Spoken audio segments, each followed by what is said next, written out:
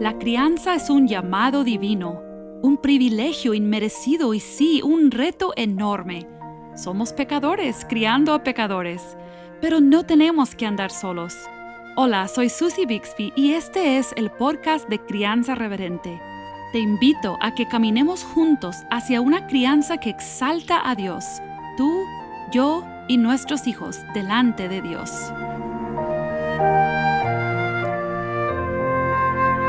No sé si alguna vez te has preguntado, ¿qué es lo que realmente debo estar haciendo en la crianza? ¿Qué es mi rol realmente? ¿Qué estoy tratando de lograr?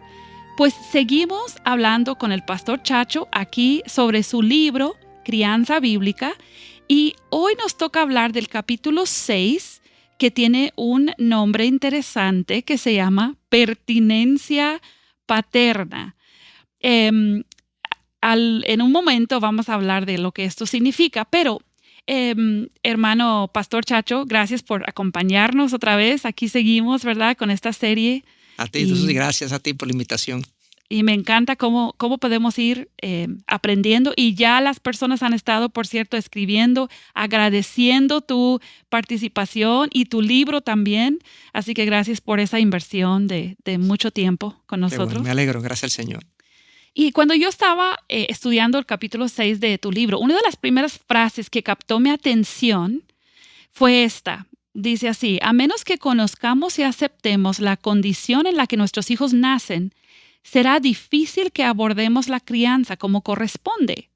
Nos explicas que esa condición es la de pecador, ignorante, inmaduro e inmerso en un ambiente corrupto.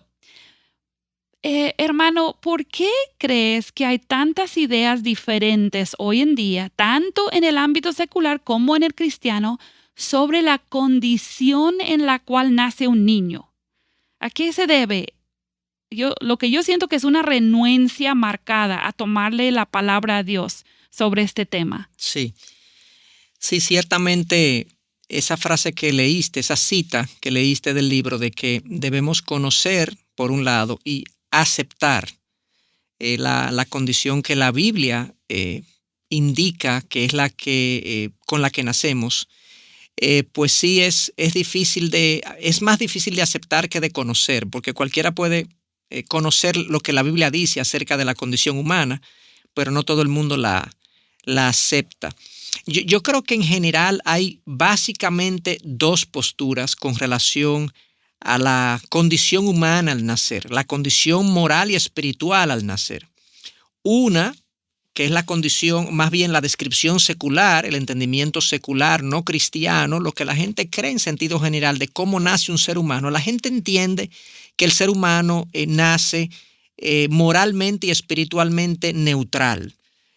Nace moralmente como una especie de hoja en blanco donde se van escribiendo luego sus valores, sus principios, sus inclinaciones incluso. O sea, el ser humano nace como una materia prima que necesita manufactura y a la que la sociedad, los padres y la sociedad van a formar. Y de eso depende entonces lo que el ser humano sea. Y hasta cierto punto, sí, el ser humano depende de lo que la sociedad y los padres hagan con él, hasta cierto punto. Pero la materia prima con la que se viene, ahí es que está la diferencia. El mundo entiende que es algo neutral, no hay inclinación en ninguna dirección u otra, ni buena ni mala. Vamos a ver cómo formamos a este ser humano. La Biblia dice que nosotros no nacemos neutrales, ni espiritualmente ni moralmente. La Biblia dice que nosotros nacemos en una condición espiritual de mortandad, o sea, no tenemos relación con Dios, ni tampoco tenemos interés por las cosas espirituales. El hecho de que estamos muertos espiritualmente indica que a nosotros las cosas espirituales no nos producen ningún tipo de estímulo. Es como cuando uno está muerto, o sea, uno está muerto y uno no siente ni el calor ni el frío, uno está muerto, y cuando uno está espiritualmente muerto, uno no siente ningún estímulo hacia las cosas espirituales. Y eso entonces nos coloca en una condición moral quebrantada, desviada, con impulsos que transgreden y que agreden a Dios. O sea, nosotros nacemos de manera natural, como diría un tecnólogo, por default, con inclinaciones pecaminosas, y que si son dejadas solas y sin ningún control, nos pueden conducir al desastre en nuestras vidas. Entonces, básicamente son esas dos posturas, que nacemos neutrales o que nacemos inclinados al mal, como dice la Biblia. Si uno hace una observación sencilla de niños pequeños en los que la sociedad no ha tenido todavía incidencia, en la que los padres tampoco han podido poner mucho porque son niños que apenas entienden el idioma y el lenguaje con el que se le habla, uno se da cuenta que los niños nacen con un instinto pecaminoso. Y digo instinto, quiero señalarlo porque cuando un niño reacciona de manera egocéntrica u orgullosa o mentirosa ante cualquier evento en su vida, los psicólogos y psiquiatras y demás, los que entienden la conducta humana, se lo atribuyen al instinto. Ese es un instinto, como que el instinto no tiene ninguna connotación moral. Pero el instinto humano sucede que con frecuencia es, bíblicamente hablando, pecaminoso. ¿Por qué el instinto no es la generosidad? ¿Por qué el instinto no es la verdad? Cuando un niño comete un error y se le pregunta, ¿quién hizo eso? ¿Quién botó eso? ¿Quién rayó esa pared? ¿Por qué él no tiende a decir, yo lo hice? Casi siempre la tendencia, en el 100% de los casos, es no, o culpa a otro o dice que él no lo hizo y dice una mentira. O sea, es evidente que una observación sencilla nos ofrece un veredicto de que el ser humano nace pecador, nace inclinado al mal. Y entonces, yo sabiendo eso, pues me facilita mi labor de crianza porque me permite saber cómo yo voy a abordar a mi hijo. Y de eso es lo que vamos a hablar en lo adelante. Pero yo creo que para que el ser humano admita eso, necesita realmente humillarse, dejar su orgullo. La sabiduría humana no es humilde. La sabiduría humana busca explicaciones para esos comportamientos que son observados en los hijos y no le da la explicación bíblica. La explicación bíblica es un pecador, tiene inclinaciones pecaminosas, contrarias a lo que Dios dispone. Y la gente dice, no, eso es demasiado cruel, eso no puede ser, los niños son buenos, son inocentes. La Biblia dice, no son inocentes, no nacen con inclinaciones buenas, nacen con inclinaciones malas. Y para eso hay que humillarse delante del veredicto bíblico y reconocer que estamos necesitados de Dios. Sí. Porque si no, seríamos como una mamá que lleva a su niño al doctor y el doctor le dice que tiene cáncer y ella no lo quiere creer. Entonces ella regresa a su hijo a su casa y le da una tempra, una pastillita y ignora la condición del niño y lo que ella está haciendo es destruyendo, o sea, evitando que ese niño se salve. Entonces yo creo que esto para los padres es súper importante, que estemos dispuestos aceptar la realidad y no escuchar a la sociedad, aceptar esa verdad bíblica, es súper importante. En el libro, en este capítulo 6, nos ayudas a visualizar la situación de nuestro hijo poniendo una serie de círculos concéntricos donde el círculo más central es que el niño es pecador y de ahí entonces su estado de ignorancia e inmadurez son impactadas por el hecho de que él es pecador, ¿verdad? Así lo entiendo más o menos y obviamente pues entonces llega también a vivir en un ambiente corrupto. El punto es que nosotros tenemos que entender esto porque esto impacta su desarrollo y necesitamos sabiduría para tratar con todo esto. Creo que por esto lo llamas pertinencia paterna. ¿Puedes explicarnos un poquito ese concepto de pertinencia paterna y qué tiene que ver con criar a un niño pecador, ignorante, inmaduro? Sí, lo que traté de hacer ahí realmente no es,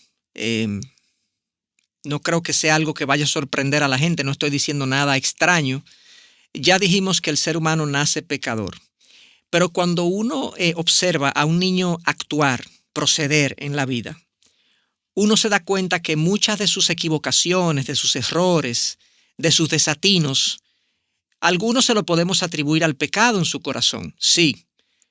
Pero otros de sus desvíos o desatinos se lo podemos atribuir a que él ignora cosas. Él ignora normas sociales. Por ejemplo, el niño no sabe que cuando llega una visita al hogar hay que saludar con cordialidad. Él lo ignora. Él no sabe tampoco que una pared en el centro de la iglesia, al lado del altar, no es un lienzo para pintar. Es una pared que debe estar nítida para recibir a los feligreses que vienen a la iglesia, pero él piensa que es un lienzo y hay que decirle, no, mi hijo, eso no se puede pintar. Si él lo pinta, fue un desatino producto de su ignorancia. Ahora, él puede pintar la pared por maldad y pecado, pero no me estoy refiriendo a eso. El punto es que los niños pueden actuar mal, de manera desatinada, equivocarse por pecado, por ignorancia o por inmadurez. La inmadurez tiene que ver con no me sé gobernar a mí mismo, ¿ok? Y pido las cosas fuera de tiempo, no trato al otro con la sensibilidad adecuada, soy inmaduro, no sé cómo gobernarme y cómo proceder. Y todo eso entonces, ese pecado, esa ignorancia, esa inmadurez, está inmersa en un entorno corrupto que muchas veces desvía a nuestros hijos en diferentes direcciones. Entonces, cuando un padre ve a un hijo actuar y proceder de cierta manera, él tiene que determinar a qué le atribuyo este desatino que mi hijo ha cometido. ¿Se lo atribuyo a su pecado? ¿Se lo atribuyo a su ignorancia? ¿O se lo atribuyo a su inmadurez? Dependiendo de mi diagnóstico, entonces yo determino mi proceder. Si lo que él ha cometido es un pecado que necesita ser reprendido bíblicamente, confrontado, conducido a Cristo para que él pida perdón y se arrepienta, y yo veo que se cometió un pecado, pero yo lo que hago es que le doy información, le digo, no, mi hijo, mira, no hagas eso porque esto, y no lo conduzco a su perdón en Dios, pues estoy siendo impertinente. O sea, la pertinencia tiene que ver con que el padre haga lo que procede en cada situación o interacción con su hijo.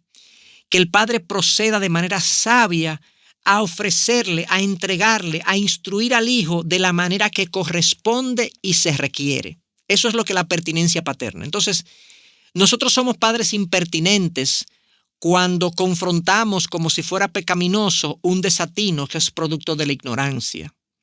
Un niño, por ejemplo, que derrama un vaso de agua en la mesa, estamos comiendo todos y el niño derrama un vaso de agua. Y el padre se aira, agrede al hijo verbalmente, le dice, tú eres un irresponsable, tú tienes que arrepentirte de la... Pero ¿qué fue lo que pasó? Lo que pasó fue que el niño quizás fue un poco descuidado. El niño al fin derramó un vaso de agua, no es pertinente. A lo mejor es inmadurez. Exacto, una inmadurez. No es pertinente que tú te vayas en esa dirección, por lo que ha pasado aquí no es una falta contra Dios, es un producto de la ignorancia, de que es un infante, ¿no? Entonces, a eso me refiero. Y muchas veces nosotros, en nuestra impertinencia paterna, cometemos muchos desatinos. Y cuando yo corrijo lo que debe ser tratado de otra manera, mi hijo me pierde confianza, pierdo autoridad porque estoy siendo injusto con él. Y eso entonces me dificulta su obediencia para futuras ocasiones o para situaciones diferentes en el futuro. Entonces yo recuerdo, es una historia que relato en el libro y voy a hacer una revelación del libro, aunque hemos tratado de mantenernos al margen y complementar al libro, pero se trata de este amigo mío que vino a mí en una ocasión, me pidió consejo porque su hijo estaba teniendo malas calificaciones. Dicho sea de paso, es posible que yo haya tratado esta historia en el pasado, aquí en este mismo intercambio, pero este amigo viene y me pregunta, mira, tengo problemas con mi hijo, está teniendo malas calificaciones, lo he disciplinado, lo he puesto de castigo, le he quitado beneficios en el hogar, pero no me ha resultado, mi hijo no logra mejorar. Y para hacer corta la historia, yo le pregunté, ¿has hablado con tu hijo de qué es lo que le pasa? O sea, quizás él no se sabe examinar, quizás no sabe organizar su tiempo, quizás no sabe estudiar. Me dijo, la verdad que no me he sentado con él. Y yo le dije, bueno, siéntate con él, trata de indagar a qué se le puede atribuir esta falta de resultado, porque él me decía que su hijo estaba haciendo lo posible, que estaba estudiando, pero no salía. Se sentó con su hijo, se dio cuenta que su hijo no sabía estudiar ni se sabía examinar, se ponía muy ansioso, muy nervioso. Y luego de ese consejo, él procedió a ayudar a su hijo, a acompañar a su hijo en mejorar su método de estudio y mejorar su método de examinación. Y el hijo comenzó a tener mejores resultados. O sea, su hijo no necesitaba disciplina, necesitaba ayuda. El padre había sido impertinente Y el hijo estaba justamente airado con su padre porque el padre lo que le estaba ofreciendo era una solución que no funcionaba. Entonces, este tema de la pertinencia paterna, yo creo que es más importante de lo que muchos de nosotros pensamos, porque muchas veces no discernimos qué hacer en un momento dado. ¿Qué fue lo que ocurrió ahora mismo? Mi hijo habló mal. Ok, ¿qué está pasando aquí? Él necesita ser confrontado, él necesita ser instruido, él necesita ser estimulado. Tengo que ser pertinente porque si me equivoco no voy a tener el efecto esperado. Esa es la idea de este concepto. Sí, me viene a la mente un ejemplo de las primeras veces que nuestros hijos dicen malas palabras que han escuchado de sus amigos. Sí. Muchas veces no saben lo malas que son esas palabras la primera vez que los dice, pero muchos padres reaccionan de una manera tan airada, fuerte, sí, que ahora esos hijos, en lugar de ser instruidos, son asustados y no entablan una conversación con sus padres que los puede educar, instruir, ayudar. Así es un ejemplo muy común que claro. por alguna razón a los padres nos horroriza que nuestros hijos digan malas palabras. Claro, como si ellos supieran. A veces el hijo las repite porque le escuchó por ahí y ellos no saben de qué se trata, que se trata de una palabra grosera y el papá dice, ¿cómo va a ser que mi hijo va a decir algo así? Sí.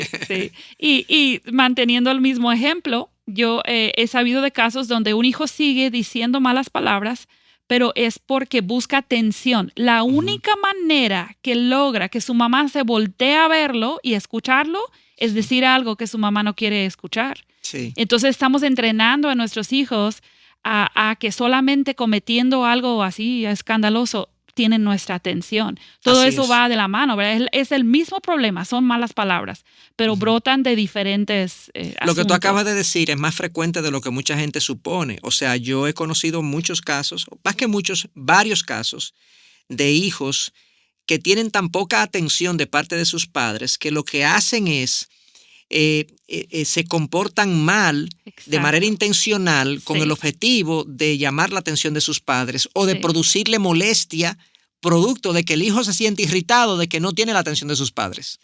Sí. Es muy común, mucho más común de lo que todos los padres queremos reconocer. Sí. Pero sí, es un asunto tan importante esto de la sabiduría, ¿verdad? De la pertinencia. Y estaba pensando en algo que mencionas en el libro, que dices que cada ocasión en la que nuestros hijos pecan es una oportunidad redentora o santificadora. Entonces, ¿cómo se ve esto? ¿Cómo podemos lidiar con brotes de pecado en nuestros hijos de esta manera redentora? Y cómo esta perspectiva incluso nos ayuda con nuestra actitud como padres hacia nuestros hijos que pecan. Claro, hay una diferencia entre una oportunidad redentora y una santificadora, y quiero hacer la observación porque quizás a algunos se le pase por alto, no lo tomen en cuenta.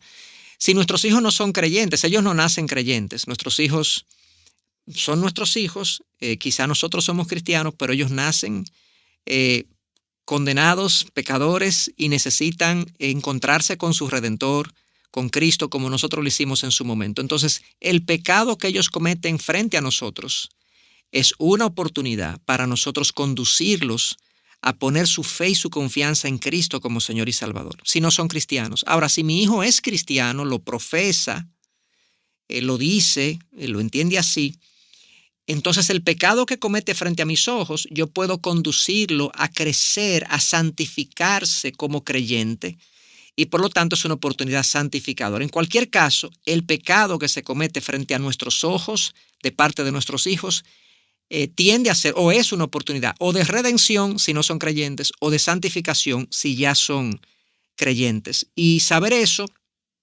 saber que mis hijos nacen en esta condición y que tienen esta necesidad, me prepara a mí para como padre reaccionar adecuadamente ante sus faltas y sus pecados. O sea, cuando mi hijo viene y comete una acción pecaminosa o yo me entero que cometió una acción pecaminosa, eso no me debe sorprender, no me debe dejar como sin noción de qué pasó, no lo entiendo. Yo recuerdo en una ocasión, se ha dado en un par de ocasiones, ya no se da, que nuestros hijos más pequeños hicieron o dijeron algo, no recuerdo qué fue específicamente, y mi esposa me decía, yo no entiendo de dónde fue que lo aprendió. Y yo le decía, no lo tiene que haber aprendido de ningún lugar, del corazón de nuestros hijos. Provienen cosas que están ahí desde de fábrica, que no tienen que ser colocadas ahí por nadie y que son inclinaciones pecaminosas que le estamos viendo. Entonces eso fue lo que dijo Cristo, que de la abundancia del corazón habla la boca, y en el corazón se anidan nuestras malas palabras, nuestros malos pensamientos, los homicidios, las lujurias, todo lo que nosotros hacemos pecaminoso está en el corazón, y ese es su lugar. Entonces, bueno, cuando estas cosas se ponen de manifiesto, yo tengo una oportunidad para conducir a mi hijo a redimirse o a santificarse. Y no debe sorprenderme. Yo no debo tratar ningún pecado con mi hijo. ¿Cómo es posible que tu hijo cometiste una cosa así? No, lo cometiste porque eres pecador. Tú necesitas a Cristo. De la misma manera que yo lo necesité. Y tratar de conducir a mi hijo a orar, pidiéndole perdón al Señor. Y si no ha entregado su corazón a Cristo, si no ha puesto su fe en Cristo, decirle cómo se hace eso. No obligarlo a que lo haga, porque sabemos que la fe es algo personal y es algo que Dios abre el entendimiento, abre el corazón, pero tenemos nosotros que ser los instrumentos de que Él conozca el camino, que Él conozca la vía para reconciliarse con su Creador. Yo debo conducirlo ahí. Si lo hago de una manera estimulante, tengo mucho mejor chance de que él me acepte el mensaje a que si lo hago de una manera autoritaria y obligada y que no le dejo opción. Vuelvo y digo, la fe no la puedo imponer. La fe, yo soy simplemente un instrumento.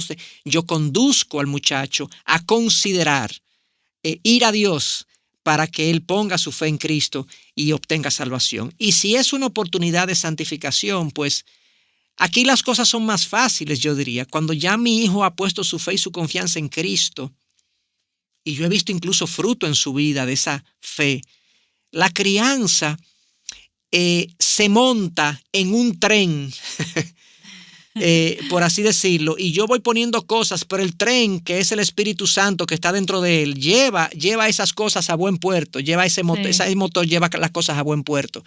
Entonces se facilita el asunto. No se me exime como padre, no es el Espíritu Santo que lo va a criar, porque yo tengo esa responsabilidad, pero el Espíritu Santo me va a ayudar desde dentro de su corazón a recordarle lo que yo pongo en su corazón, que proviene de la palabra de Dios, para que él lo haga y para que él lo considere. Entonces, por eso digo, los errores de nuestros hijos no deben abrumarnos, ni deben inquietarnos al punto de la ansiedad. Los errores de nuestros hijos son oportunidades que Dios nos da para redimir sus almas o para santificar sus almas y su caminar. Amén. Amén. Entonces, visto así, no le vamos a dar gracias a Dios por el pecado, pero sí le vamos a dar gracias a Dios por las ocasiones en las que el pecado sí presenta un escenario para que Dios brille, para que Dios sea más hermoso frente a los ojos de nuestros hijos. Amén. Qué hermoso, ¿no? Cuánto significado eso da a nuestro papel como padres. Y si podemos como tomar ese mismo hilo y seguir, hablamos de que muchas veces es el pecado que causa los problemas en la vida del hijo, pero a veces es la ignorancia o la inmadurez. Sí. ¿Cuál es la diferencia entre cómo el mundo ve la ignorancia y la inmadurez y a cómo nosotros como padres cristianos debemos ver eso con ese mismo enfoque redentor? O sea, Sí. obviamente el enfoque redentor que acabas de explicar va directamente relacionado con el pecado, pero ¿qué tal la ignorancia y la inmadurez? ¿Cómo debemos pensar? Sí, no, buena pregunta. Cuando yo estoy en presencia de una acción de mi hijo, de un proceder que me indica que mi hijo debe ser informado. Por ejemplo, pongámoslo en el plano de la amistad. ¿Cómo nuestros hijos escogen sus amistades? A veces hay amistades que son malas influencias para nuestros hijos. Ellos lo ignoran. Muchas veces ellos no saben no saben cómo esa mala relación, esa mala amistad puede desviarlos, puede conducirlos por un mal camino. Entonces, en esas ocasiones, yo puedo venir y decirle, mira, te prohíbo que veas a esa persona. Yo puedo tener esa postura, pero si yo considero que quizás él ignora que eso puede hacerle daño, yo debería ir a la palabra y decirle, mira lo que la Biblia dice acerca de las amistades, que las malas compañías echan a perder las buenas costumbres.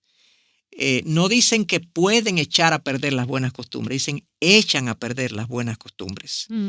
No hay manera de que tú salgas a la lluvia y no te mojes. No hay manera de que tú te expongas a una persona que te está presentando otra perspectiva de vida, tiene otros valores, otros principios, y tú no termines abrazando una de esas cosas. Tú debes cuidarte, tú debes protegerte, tú debes orar por esto si es creyente, y si no es creyente, aún así apelar nosotros a los valores que le queremos enseñar. Entonces, él debe ser informado. Incluso en este tipo de cosas, en este ejemplo en particular, uno se lo dice y uno le dice, piénsalo, y volvemos a hablar de esto en unos días. Porque la idea es que dependiendo del grado de desvío de esa amistad, yo incluso como padre puedo darle un ultimátum y decirle, mira, yo te voy a dar unos días para que lo piense, pero realmente, si tú no llegas a esa conclusión, yo te voy a pedir que confíes en mí. Confía en mí que esto no te conviene. Te voy a pedir que, si tú no me entiendes, que tú confíes. Y eso muchas veces es lo que nosotros hacemos con Dios. Hay muchas cosas de Dios que nosotros no entendemos. Hay procederes de Dios que nosotros no entendemos e incluso con lo que no estamos de acuerdo. Pero Dios nos dice, confía, confía, confía. Aunque tú no entiendas, aunque tú no estés de acuerdo, yo tengo más sabiduría, más información que tú para hacer esto. De la misma manera, nosotros a veces debemos apelar a que nuestros hijos confíen aunque no entiendan lo que estamos haciendo. Entonces, en ese ejemplo, por ejemplo, valga la redundancia, en ese ejemplo de las amistades, ese es un área donde nosotros debemos informarlo, instruirlo. También puede haber otra ocasión donde, con el tema de las redes sociales, por ejemplo, las redes sociales y los mecanismos, los dispositivos electrónicos, sabemos que producen adicción, que es una fuente de perversión, que es una fuente de distracción. Todo eso, ellos están expuestos. Es difícil incluso que yo hoy en día pueda tener un hijo sin celular, sin una tableta, sin una computadora. Pero yo tengo que instruirlo, yo tengo que decirle, mira, tú te estás exponiendo a esto. Incluso yo he hablado con mis hijos en múltiples ocasiones del tema de la adicción a los dispositivos electrónicos y los he hecho conscientes de los peligros de la adicción, razón por la cual, por la gracia de Dios, me escucharon. Mi hijo, que tiene 18 años, mayor de edad ya, hace 2 semanas que abrió un Instagram. No tuvo hasta los 18 años, no tuvo Facebook, no tuvo Instagram, no tuvo ninguna red social. Tomó esa decisión por una conversación que tuvimos hace años, donde yo le dije, mira, te voy a presentar lo que se está diciendo de las redes sociales y el efecto que tienen las redes sociales en ti, en nosotros. El efecto adictivo, el efecto distractor, el efecto que te pervierte, un efecto que incluso no es social para nada, son redes antisociales. Y él lo entendió y aceptó el argumento y dijo, bueno, no quiero redes sociales. Y lo tuvo hace poco prácticamente por una necesidad. Pero por la gracia de Dios, él entendió. Entonces ese es el tipo de cosas al que me refiero, que a veces nuestros hijos necesitan ser confrontados con su pecado, pero a veces necesitan ser informados en su ignorancia. Y en otras ocasiones lo que necesitan es sabiduría para la vida, para manejarse en la vida en diferentes cosas. O sea que ojalá nosotros tengamos ese discernimiento, esa pertinencia de poder detectar qué es lo que mi hijo necesita en cada ocasión y yo pueda proveérselo. Y aún en hablar temas de instrucción y de madurez, de ir creciendo, tenemos que recordar el enfoque redentor, en el sentido de que todavía en todo ámbito de la vida vivimos con el efecto del pecado. O sea, ¿por qué quiero ir a redes sociales cuando sé que me pueden dañar? Porque hay algo en mí que tiende hacia el pecado, aunque no sea un momento en el que estoy pecando y me tengan que disciplinar. Entonces, yo creo que los padres sí tenemos que tener una perspectiva diferente al mundo, porque sí reconocemos la condición humana y reconocemos el poder del Redentor, ¿verdad? El poder del Espíritu Santo en nuestras vidas.